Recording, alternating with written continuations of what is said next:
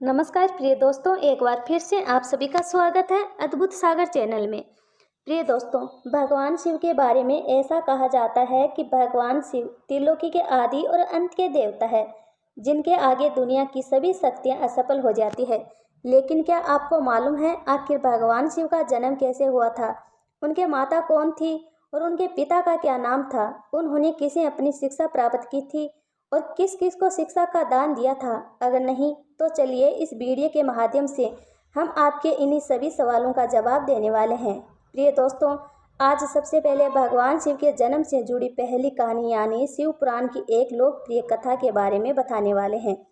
शिव पुराण के अनुसार भगवान शिव को शंभु माना जाता है, जिसका मतलब होता है कि भगवान शिव का जन्म स्वयं हुआ था। यानी कि इसे एक बात तो साफ हो जाती है कि न ही भगवान शिव की कोई माता है और न ही उनके कोई पिता है। इसी कारण से भगवान शिव पंच तत्व से भी परे हैं, जिस कारण से इन्हें मृत्यु का भी कोई भय नहीं है और इनकी मृत्यु कभी नहीं हो सकती। पर अब बात करते हैं विष्णु पुराण में बताए गए भगवान शिव के जन्म से जुड़ी हुई एक कहानी के बारे में। विष्णु पुराण में बताया गया है कि भगवान विष्णु के माथे से निकलने वाले तेज के कारण भगवान शिव की उत्पत्ति हुई थी और उनके नाभि से निकलते हुए तेज से कमल पर विराजमान ब्रह्मा जी का जन्म हुआ था। मगर दूसरी ओर भगवान विष्णु के जन्म के बारे में शिव पुराण में बताया गया है कि एक बार की बात है जब भगवान शिव अपने घुटने मल रहे थे और उनके घुटनों से निकलने वाले मल से भगवान श्री विष्णु जी का जन्म हुआ था।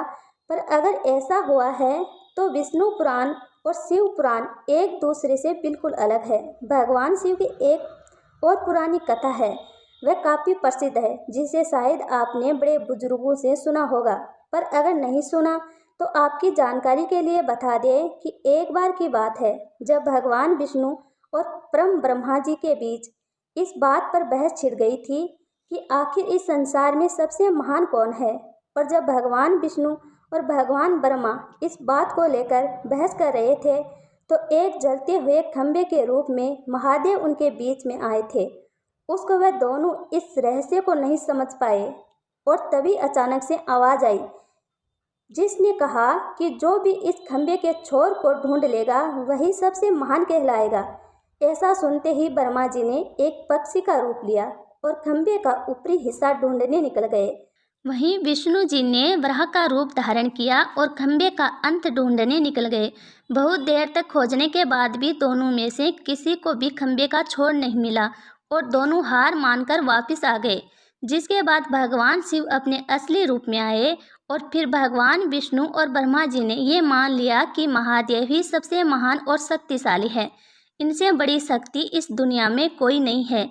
इसके साथ ही शिव पुराण में बताया गया खंभा इस बात को दर्शाता है कि ना ही भगवान शिव जन्मे थे और ना ही उनका कोई अंत है। और एक कारण तो यह है कि भगवान शिव को शंभु कहा जाता है, यानी भगवान शिव का अंत ही नहीं है, वह अमर है।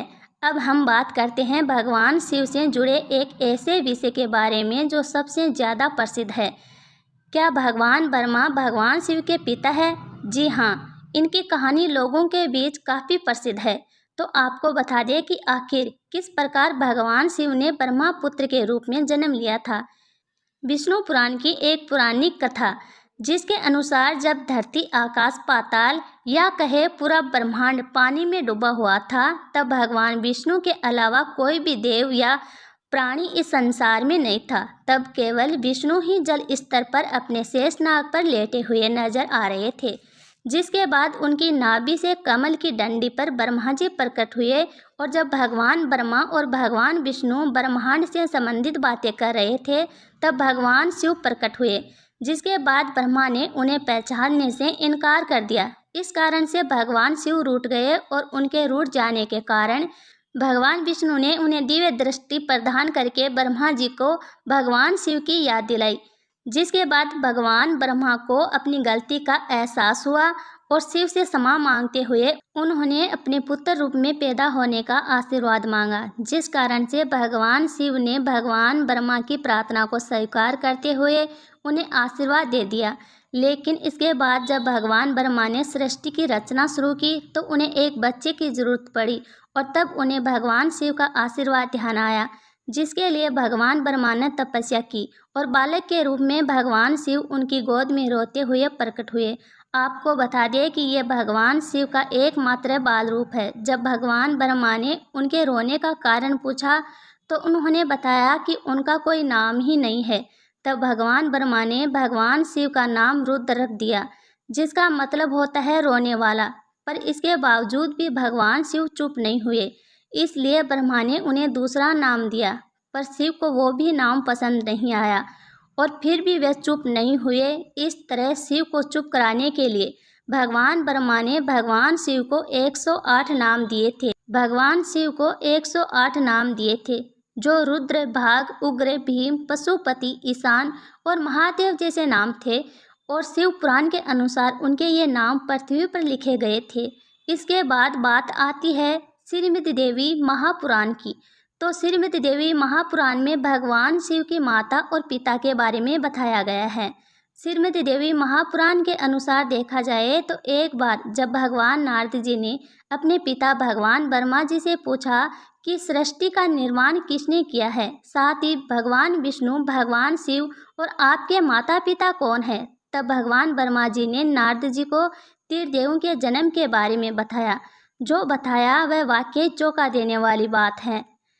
उन्होंने कहा, देवी दुर्गा और शिव स्वरूप ब्रह्मा के योग से ब्रह्मा, विष्णु और महेश का जन्म हुआ था। यानी प्रकृति का रूप लिया माँ दुर्गा ही हम तीनों की माता है और ब्रह्मा यानी काल सदा शिव हमारे पिता है। इसके साथ ही श्रीमती देवी महापुराण में भी भगवान विष्णु और भगवान ब्रह्मा के बीच हुई झगड़े की एक कहानी मिलती है, जिसके अनुसार एक बार श्री ब्रह्मा जी और विष्णु जी में झगड़ा हुआ और दोनों में बहस छिड़ी हुई थी। तब भगवान ब्रह्मा ने कहा कि सृष्टि को मैंने बनाया है और मैं ही प्रजापति हूँ, जिसके जवाब में भगवान विष्णु जी ने कहा कि मैं आपका पिता हूँ, क्योंकि आप मेरी नाभि से निकले हुए कमल से पैदा हुए हैं। और धीरे धीरे कर यह बहस बढ़ती गई। इसके बाद इन दोनों का झगड़ा सुनकर सदाशिव वहां पहुंचे और उन्होंने कहा कि पुत्रों, मैंने ही तुम्हें इस संसार को बनाने और इसे संभालने के केवल 2 काम दिए हैं।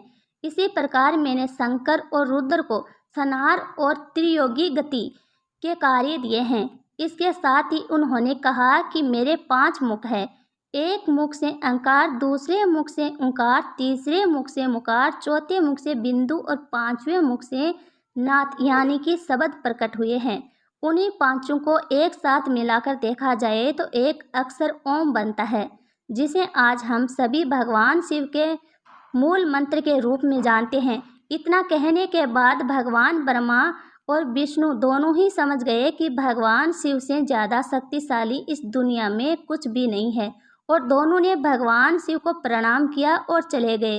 चलिए दोस्तों, जब आप भगवान शिव के बारे में इतना तो जान ही चुके हैं, तो क्या आपको पता है कि आखिर भगवान शिव ने किससे शिक्षा प्राप्त की थी और उनके गुरु कौन थे? हम जानते हैं। शायद ही इसका जवाब आप में से किसी को पता होगा। जिन्हें नहीं पता उन्हें बता दें कि भगवान शिव स्वयं इस संसार के गुरु माने जाते हैं, जिन्होंने इस संसार में गुरु शिष्य की परंपरा की शुरुआत की थी। लेकिन अगर सवाल आता है कि आखिर भगवान शिव किसके गुरु थे, तो आपको ज़रूर जान लेना चाहिए कि हिंदू धर्म के ग्रंथ कहते हैं कि ब्रह्मा जी और शिव जी इस संसार के सबसे पहले गुरु हैं, जिन्होंने गुरु शिष्य के इस रिश्ते की शुरुआत की थी, जहां भगवान ब्रह्मा ने अपने मानस पुत्र को शिक्षा प्रदान की थी। वहीं भगवान शिव ने अपना ज्ञान केवल अपने 7 शिष्यों को दिया था। यानी भगवान शिव 7 शिष्यों के गुरु थे और वे जिनके गुरु थे उन्हें आज के समय में सप्त ऋषियों का दर्जा दिया गया है। प्रिय दोस्तों, उम्मीद करते हैं यह जानकारी आपको पसंद आई होगी। पसंद आए तो चैनल को सब्सक्राइब करें और एक प्यारा सा कमेंट ज़रूर करें। राधे राधे दोस्तों।